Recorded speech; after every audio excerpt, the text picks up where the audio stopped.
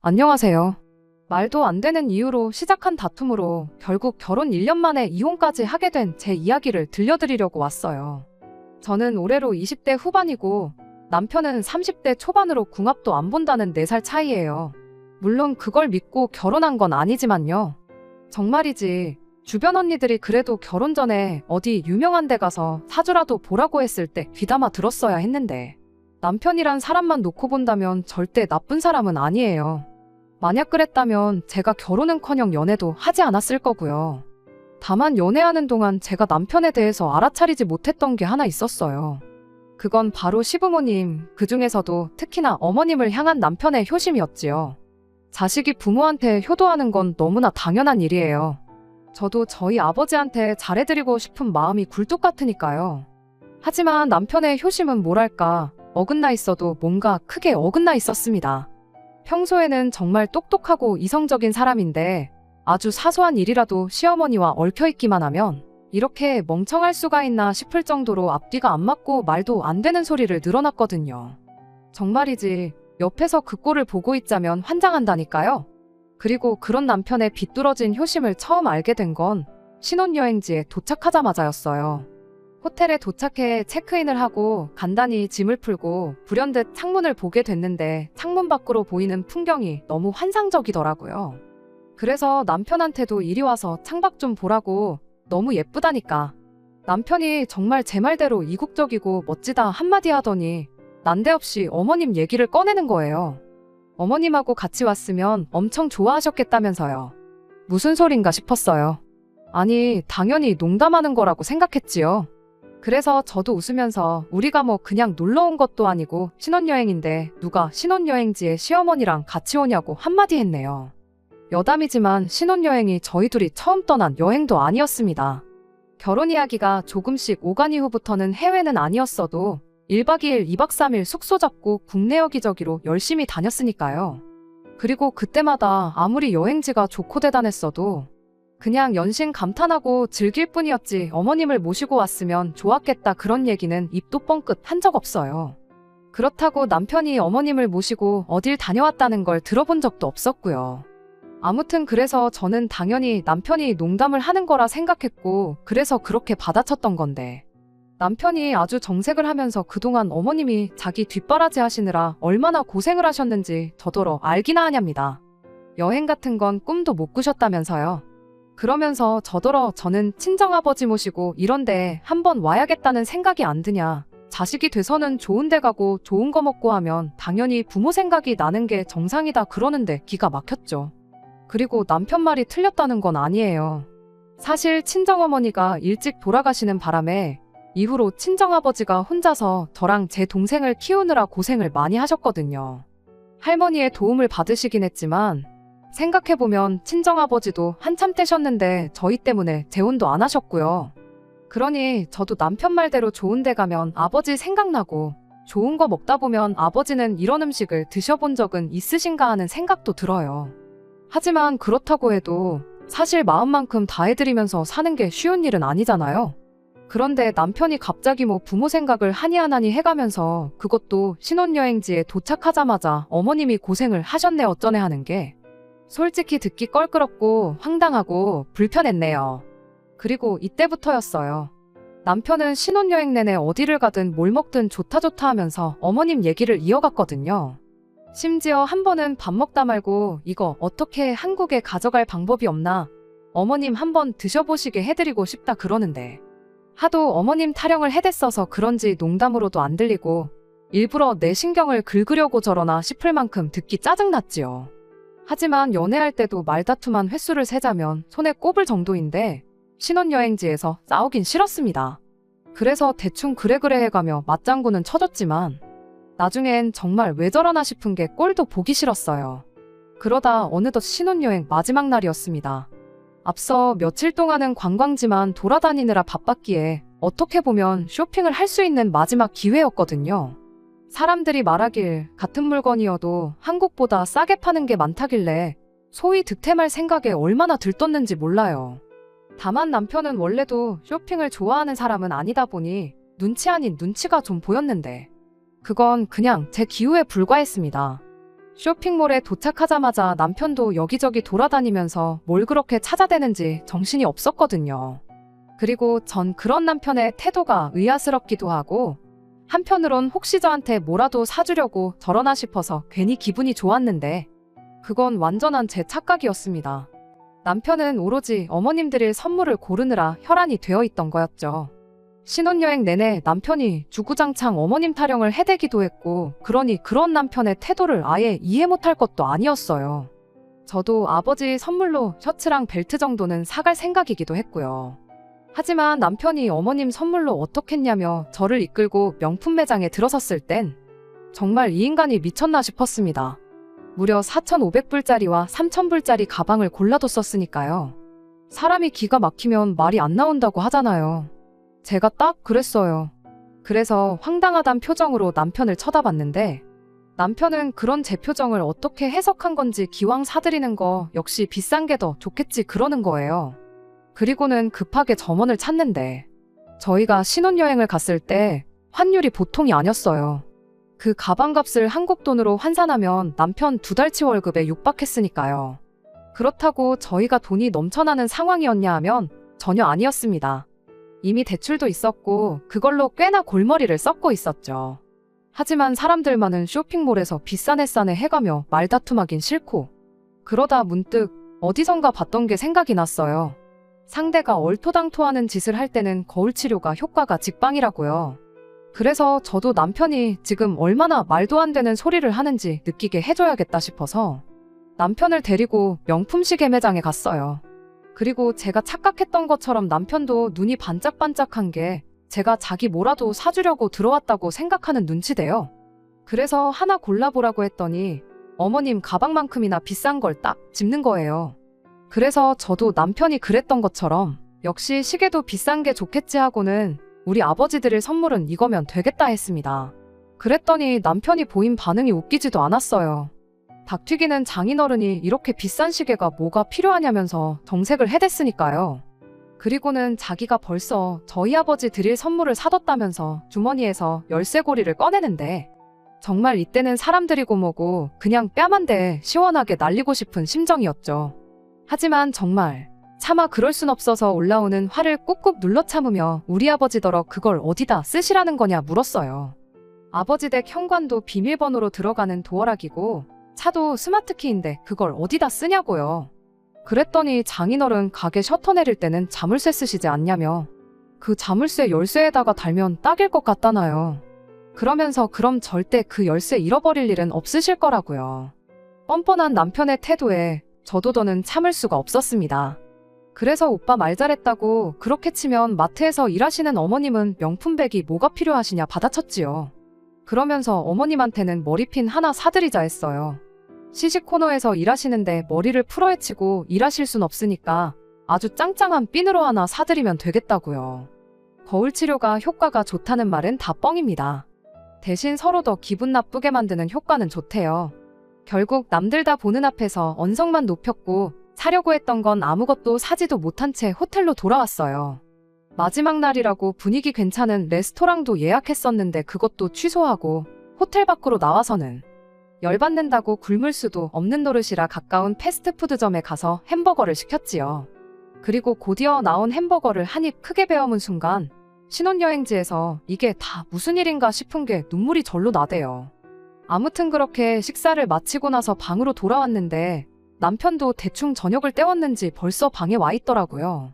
하지만 말 한마디도 섞기 싫어서 눈길도 안 주고 씻으러 들어가려는데 남편이 저한테 얘기 좀 하답니다. 그리고 전 그때만 해도 그래도 남편이 반성을 좀 했구나. 자기가 뭘 잘못한 건지 깨닫고 사과를 하려나 보다고 생각했어요.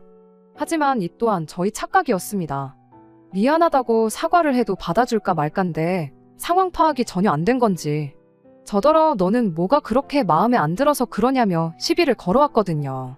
꼭 시시비비를 가리고 설명을 해줘야 이해를 하려나 싶어서 그냥 무시하려다가 저도 한마디 했습니다.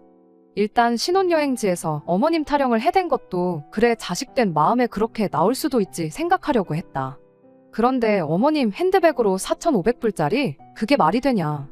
그리고 그래 100번 양보해서 좀 무리하더라도 좋은 거 사드리기로 했다 치면 우리 아버지는 어째서 열쇠고리냐? 선물을 하려면 양가에 공평하게 해야지. 지나가는 사람 열을 붙잡고 물어봐라. 열이면 열. 전부 다 오빠가 이상한 사람이라고 할 거다. 그랬더니 남편이 말도 안 되는 계산 방식을 들먹거리면서 따지고 들었습니다. 어머님이 저희 신혼집 구하는데 보태라고 돈을 좀 주셨는데 받은 게 있으니 성의 표시는 해야 할 거 아니냐고요. 정말이지 속사정을 모르는 사람은 아마 여기까지만 들었으면 제가 염치가 없고 뻔뻔하다 했을 거예요. 하지만 실상은 이렇습니다. 일단 어머님이 돈을 보태주신 건 맞아요. 2억짜리 집을 구하는데 1억을 해주셨으니까요. 참고로 나머지 1억 중 8천은 대출이고 2천은 남편이 모아온 돈이에요. 그러면 저는 뭐 맨몸으로 시집왔냐? 절대 아닙니다. 일단 신혼집에 들어간 혼수는 전부 제가 부담했고요. 신혼여행을 포함한 결혼식에 들어간 비용도 제가 모아놓은 돈으로 충당했어요. 게다가 아버지께서 어머니도 안 계신데 괜히 시부모님한테 미운 털 박히면 안 된다고 예단도 시댁에서 요구하시는 거 뭐 하나 빠지지 않게 챙겨주셨습니다. 그뿐인가요? 저랑 남편이랑 같이 타고 다니라고 중형세단도 한 대 뽑아주셨지요. 그러니 비용으로 따지면 정확히 절반은 아니겠지만 그래도 거의 반반 결혼을 한 거나 마찬가지예요. 남편한테 제가 싫은 소리를 들어야 할 입장은 절대 아니었습니다. 그런데 남편은 제가 해간 건 하나 계산도 안 하고 그저 당장 시부모님 통장에서 1억이 빠져나간 것만 가지고 생색을 내니 어찌나 기가 막히던지요.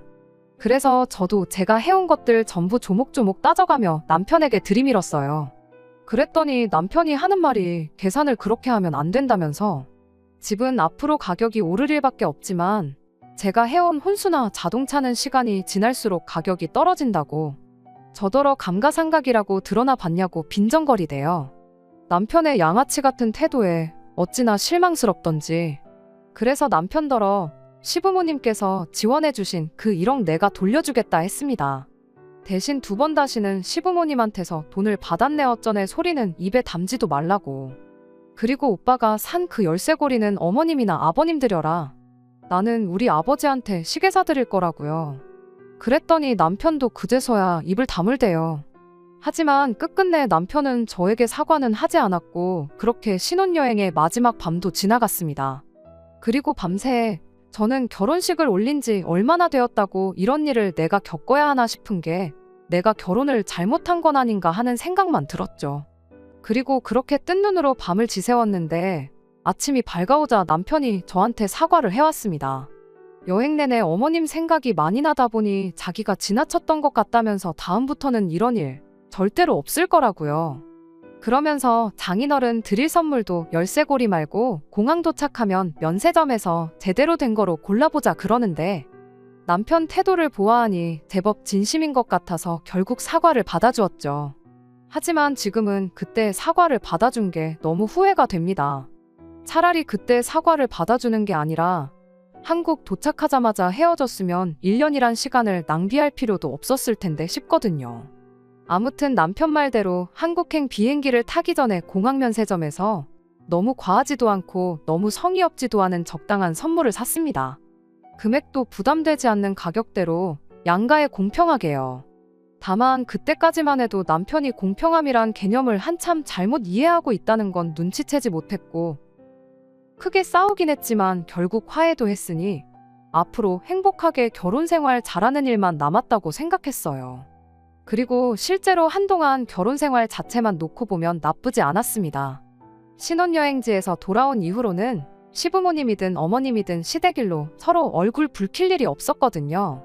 물론 종종 남편이 유난히 어머님한테만 과하게 한다는 느낌을 받은 적은 몇 번 있었지만 앞서 말씀드린 것처럼 자식이 부모 일에 나서고 효도하는 것 자체를 뭐라고 하고 싶은 생각은 없었어요. 하지만 결국 일이 터졌습니다.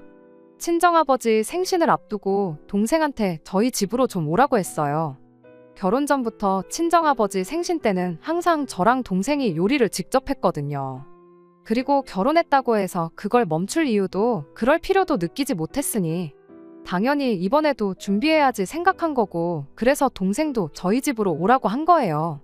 참고로 동생은 회사 근처 오피스텔에서 자취 중으로 부엌이 작다 보니 거기선 제대로 된 요리를 하기가 쉽지 않아요. 아무튼 다만 남편이 퇴근하기 전에는 어떻게든 다 끝내려고 했는데 저나 동생이나 회사 사정으로 하루를 통째로 휴가를 쓸 수가 없었어요. 그래서 어쩔 수 없이 정오가 지나서야 음식을 시작해야 했는데 그렇다 보니 결국 남편이 퇴근하고 집에 올 때까지도 다 끝내질 못했지요. 그리고 남편은 저희 동생이 오는 건 몰랐다 보니 집에 있는 동생을 보곤 웬일이냐며 반갑게 맞아주대요. 그리고 동생은 그런 남편한테 아버지 생신상에 올릴 음식 미리 준비하려고 왔다면서 원래 형부 불편할까봐 빨리 해놓고 가려고 했는데 상황이 이러하여 지금까지 붙들고 있게 됐다 미안하다고 했어요. 그런데 남편이 그 말을 듣고는 약간 어이없다는 듯한 표정을 짓더니 저한테 잠깐 얘기 좀 하자며 저를 방으로 불렀습니다. 저는 그때까지만 해도 남편이 동생을 반갑게 맞아주긴 했지만 그래도 말도 없이 동생을 집에 부른 걸로 좀 불편하다고 이야기를 하려는 줄 알았어요. 그런데 남편이 꺼낸 말은 생각지도 못한 것이었습니다. 한다는 말이 제가 친정아버지 생신상을 직접 준비하는 게 공평하지 않은 것 같다는 헛소리를 했거든요. 저희가 결혼하고 얼마 지나지 않았을 무렵에 어머님 생신이 있었어요. 그리고 그땐 나가서 외식을 했습니다. 그러니까 남편이 하는 말이 어머님 생신 때는 외식을 했는데 친정아버지 생신은 정성스럽게 직접 요리를 하냐. 말인즉슨 자기 엄마는 정성스러운 생신상을 받지 못했으니 장인어른도 똑같이 나가서 외식을 해야 한다며 그게 공평한 거라나요? 어이가 없어서 헛웃음이 다 나대요. 바로 밖에 동생이 있었는데 동생이 들었을까 겁이 다 나더라니까요. 하지만 할 말은 해야지 싶어서 딱 부러지게 말했습니다. 당신도 직접 어머님 생신상을 정성 들여 차리면 되는 거 아니냐고요. 그랬더니 하는 말이 그게 아니라 친정아버지 생신상을 제가 차린 것처럼 어머님 생신상도 제가 차려야 한다는데. 순간 짜증이 나서 어머님이 오빠를 키워주셨지 나를 키워주신 건 아니지 않냐 받아쳤어요. 그리고는 더는 이런 말 같지 않은 대화를 이어가고 싶지 않아서 이제 그만하고 나와서 뒷정리하는 거 도와주라고. 그러면 당신이 다음번 어머님 생신상 차릴 때 나도 뒷정리는 도와주겠다 말하고 방에서 나왔습니다. 남편도 그러니까 더는 가타부타 말은 안 하고 나와서 도와주기 시작했어요. 동생은 저희가 방에서 무슨 대화를 나눴는지 몰랐으니 퇴근하자마자 와서 뒷정리하는 거 도와주는 남편이 세상 자상한 사람으로 보였나 봐요. 타들어가는 제 속도 모르고 저희 남편한테 최고라 하질 않나 저한테 결혼 정말 잘했다고 하질 않나. 그리고 결국 동생의 이 오해가 엄청난 일을 불러일으켰어요. 뒷정리까지 마치고서야 남편과 저 그리고 동생까지 세 사람이 식사를 시작했습니다. 그리고는 이런저런 이야기가 오가던 중 동생이 실은 자기가 들어놓은 적금이 하나 있었는데 이번에 그게 만기가 된다면서 그 돈으로 아버지 해외여행을 보내드리고 싶다는 거예요. 그러면서 저랑 남편을 한번 쳐다보더니 같이 가지 않겠냐는데 순간 아차 싶었습니다. 좀 전까지 남편하고 나눈 이야기가 있었으니 이 인간이 또 어떤 헛소리를 할지 보나마나 뻔하다 싶었거든요. 남편은 처제가 같이 가자는데 당연히 같이 가야지 하고 대답을 했고 동생은 잘 됐다면서. 그런데 언니네도 같이 가게 되면 비용이 조금 부족하니까 비행기표랑 숙소비 정도는 언니네가 내달라고 하더라고요. 여행 계획을 세우는 것부터 가서 들어가는 식비며 잡다한 것들은 자기가 다 알아서 하겠다면서요. 그리고 아니나 다를까 동생이 현관밖을 나서기가 무섭게 자기도 시부모님을 모시고 해외여행을 한번 다녀와야겠답니다. 그리고 제 경우 아버지의 여행 비용부터 전반적인 모든 걸 동생이 부담하기로 되어 있긴 했지만 그래도 아버지를 모시고 해외여행에 가는 건 사실이다 보니 남편한테 가지 말라곤 못하겠더라고요. 그래서 알겠다고 잘 알아보고 모시고 다녀오라 했습니다. 그랬더니 남편이 자기도 저희 아버지 여행 가시는데 따라가니까 저도 자기랑 시부모님이 여행 가는데 따라와야 된다네요. 그래서 어쩔 수 없이 저도 같이 가기로 했지요. 그리고 한 달 후에는 넷이서 다 같이 4박 5일로 해외여행을 다녀왔습니다. 동생이 말했던 대로 저희 여행 경비랑 호텔값만 내고 다녀왔어요. 동생이 계획도 얼마나 꼼꼼하게 잘 세워놨는지 가서 불편한 거 하나 없이 좋은 시간을 보냈네요. 그리고 그렇게 어머님의 생신도 다가왔습니다. 약속한 바가 있었지만 솔직히 남편이 요리를 잘하는 사람도 아니고 그래서 하는 척이라도 하면 저도 못 이기는 척 같이 해주려고 했어요. 하지만 남편은 해보기도 전에 그냥 저희 친정아버지 생신 때처럼 제가 음식을 하고 자기가 뒷정리를 하면 안 되겠냐대요. 그래서 안 된다고 거절하니 그냥 외식하잡니다. 그래서 외식했어요. 그리고 이때는 그놈의 공평은 찾지도 않더라고요. 하지만 여행은 달랐습니다. 여행 또한 남편 말대로 공평하게 저는 같이 가기만 하려고 했는데요. 문제는 남편이 여행 계획 같은 걸 꼼꼼하게 세우는 성격이 아니거든요. 그래서 남편만 믿고 갔다간 저도 저지만 시부모님이 생고생하실 게 안 봐도 비디오인 거예요. 그래서 여행 계획은 제가 세우기로 했습니다. 그런데 계획을 세우려고 보니 예산 자체가 턱없이 부족했어요. 저희 동생이야 처음부터 친정아버지 해외여행을 염두에 두고 돈을 모아왔기에 예산이 넉넉했지만 시부모님을 모시고 가는 건 순전히 남편이 멋대로 정했던 거라 예산이 넉넉지 못했던 거죠. 그래서 여행지는 가까운 일본으로 정했습니다. 가까워서 비행기표도 저렴하게 구할 수 있었고 엔저다 보니 약간의 쇼핑도 할 수 있겠다 싶었거든요. 게다가 일본 음식은 그래도 호불호가 심한 편은 아니니 시부모님도 잘 드실 수 있을 것 같았죠. 정말 효도여행이다 생각하고 전부 시부모님 입장에 맞춰서 일정을 짰어요. 남편에게 들었던 대로 시부모님은 이번 해외여행이 처음이셨습니다. 두 분이 결혼하셨을 때도 신혼여행을 경주로 다녀왔다고 하셨거든요. 그렇다 보니 두 분 다 비행기도 태어나서 처음 타본다며 엄청 신나하셨어요. 며느리 덕분에 비행기도 다 타본다면서 제 칭찬도 잊지 않으셨고요. 우여곡절이 있긴 했지만 그래도 시부모님이 즐거워하시는 모습을 보니 계획을 세운 사람으로서 뿌듯하고 기분은 좋았네요. 비행기에서 내려 점심시간쯤 호텔에 도착했는데 시부모님이 배가 고프다고 하시더라고요. 마침 숙소에 붙어있는 식당이 있길래 남편한테 부모님 모시고 식사하고 오라고 했습니다. 저는 기내식이 소화가 안 돼서 밥 생각이 없었거든요. 아무튼 그렇게 세 사람을 보내고 저는 그대로 세 사람 짐 들고 올라가 체크인하고 그랬네요. 그리고 이후로 여행 첫날은 제가 짜놓은 대로 잘 흘러갔어요. 밤늦게까지 인터넷 뒤져가며 계획 세워놓은 게 보람이 있었죠. 문제는 그날 저녁이었어요.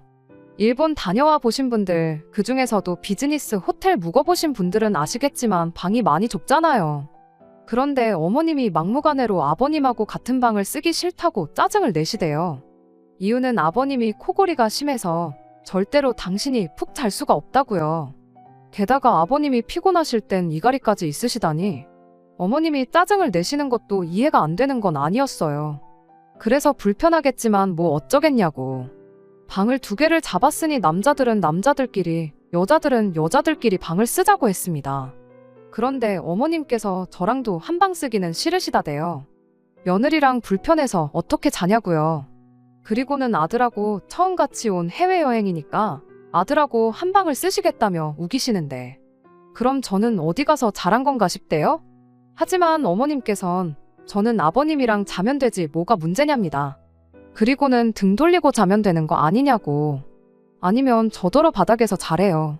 아버님은 허리 디스크 때문에 침대에서 꼭 주무셔야 한다고요. 기가 막혀서 아버님 허리 디스크가 문제가 아니라 애시당초 제가 어떻게 아버님이랑 한 방을 쓰냐고. 그렇겐 못한다고 했어요. 그랬더니 남편이 잠깐 얘기 좀 하자대요. 그리고는 또 공평함을 찾아댔지요. 자기도 지난 여행 때 처제랑 장인어른이랑 여행 갔을 때 장인어른이랑 좋아서 같이 방 쓴 거 아니랍니다. 불편했지만 사위니까 그 불편을 감수하고 쓴 거라고요. 그러면서 자기도 했는데 저는 왜 안 되냐는데 아니 제가 아버님을 남자로 보고 뭐 그런 게 아니라 그냥 말이 안 되잖아요. 세상에 어떤 며느리가 여행 가서 아버님이랑 한 침대에서 잠을 잔답니까? 저는 머리털 나고 그런 얘기는 들어본 적도 없고 들어봤다고 해도 미쳤다고 욕을 했을 거예요. 하지만 남편은 계속해서 시부모님 모시고 처음 나온 해외여행인데 기왕이면 두 분이 제일 편한 쪽으로 맞춰드리자면서 저더러 어머님을 위해서 이번만 좀 참으래요. 정말이지 어머님이 저더러 아버님이랑 한 침대를 쓰라는 것도 어이가 없는데 남편이란 인간까지 똑같은 소리를 하고 있으니 이놈의 집구석이 정신이 나갔나 싶은 게 더는 상종을 못하겠다 싶더라고요. 하지만 그래도 어른들이 계시니 참을인자를 되뇌이며 1층 프론트에가 남는 빈방이 있는지 물었어요. 그런데 빈방도 없다대요. 그리고 까놓고 말해서 이 와중에도 며느리가 그래도 어떻게든 방법을 찾아보려고 동분서주를 하면 그 성의를 봐서라도 미안한 줄 알고 자기들 고집은 좀 꺾는 게 정상 아닌가요? 하지만 어머님은 계속해서 아들하고 자야겠다며 저더러 아버님이 싫으냐 아니면 뭐 시애비가 며느리한테 뭔 짓이라도 할까봐 그러냐. 너는 평소에 무슨 생각을 하고 살길래 그런 걱정을 하냐. 너 사고방식이 특이하다. 너 그러는 거 보니까 나중에 네 시애비가 아프면 아주 근처에도 안 오겠구나.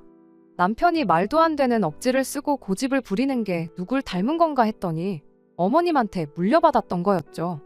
아무튼 이런 와중에도 남편은 어머님 편만 들고 있지. 아버님은 당신은 아무래도 상관없다며 먼 산만 보고 계시지. 결국 더는 안 되겠다 싶어서 일단 알겠다고 했습니다. 제가 다른 호텔에는 빈 방이 있는지 한번 알아보고 오겠다고요.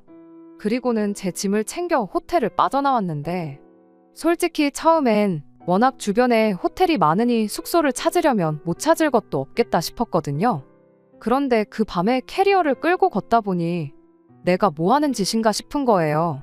이 무식한 집구석 때문에 내가 생고생을 하는구나 싶기도 하고. 그래서 그냥 그 길로 택시 타고 공항으로 갔어요.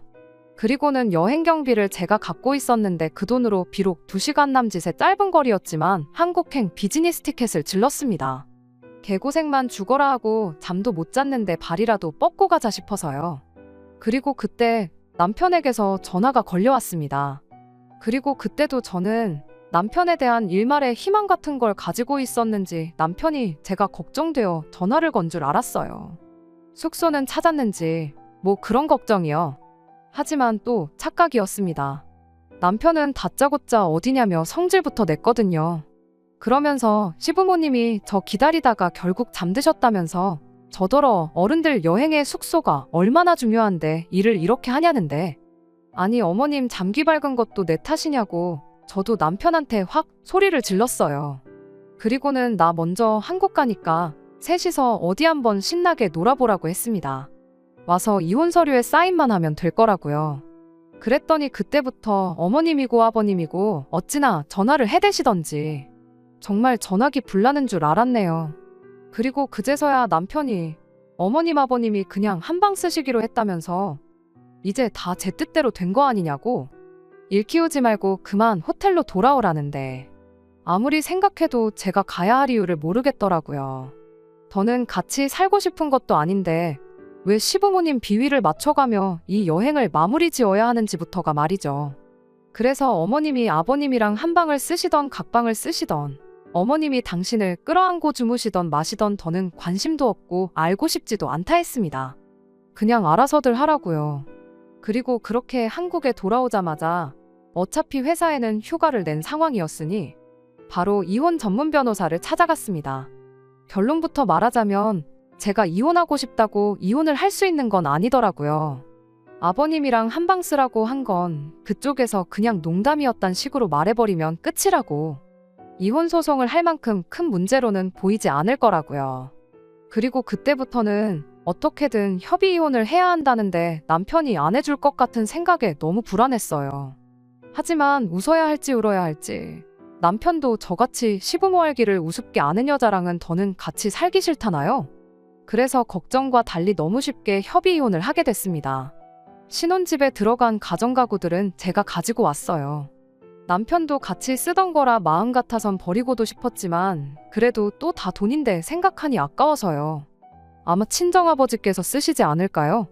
그리고 솔직히 따져보면 위자료도 못 받았지. 오히려 집 사느라 받았던 대출금에서 많이는 아니지만 그래도 얼마라도 같이 갚았단 말이에요. 그러니 그게 좀 속이 쓰리긴 한데 그거 받자고 또 남편이랑 얘기할 거 생각하면 벌써부터 스트레스가 이만저만이 아니라서 그냥 잊어버리려고 했지요. 그런데 오늘 이혼 숙려 기간까지 다 끝난 마당에 남편이 연락을 해와서는 자기가 너무 성급했던 것 같답니다. 저 그렇게 가고 나서 속상해하시는 어머님을 보니 눈에 뵈는 게 없었다면서 그래서 자기가 너무 경솔하게 행동했던 것 같다고 한 번만 용서해주면 안 되냐대요? 이럽다 하곤 끊었죠 뭐. 앞서 말씀드렸던 것처럼 그냥 초장이 아니다 싶었을 때 끝을 봤어야 했는데 설마 하는 마음에 한 번 더 믿어주고 하다가 여기까지 오게 됐으니 남편에 대한 희망을 버리지 못한 제 잘못인가 싶기도 하네요. 그래도 괜히 소송까지 가고 번거로워질 수도 있었는데 협의이혼으로 마무리됐으니 이것만 해도 어딘가 싶기도 하고. 아무튼 이제 다 끝난 일이니까 오늘을 끝으로 더는 곱씹어보지도 않으려고요. 아직도 여전히 저를 응원해주는 친정아버지와 동생 그리고 주변 사람들을 생각해서라도 보란듯이 더 잘 살아갈 겁니다. 끝까지 들어주셔서 감사합니다. 오늘의 사연은 여기까지입니다. 구독과 좋아요, 알람 설정 부탁드리고 더 좋은 사연으로 다시 찾아뵙겠습니다. 감사합니다.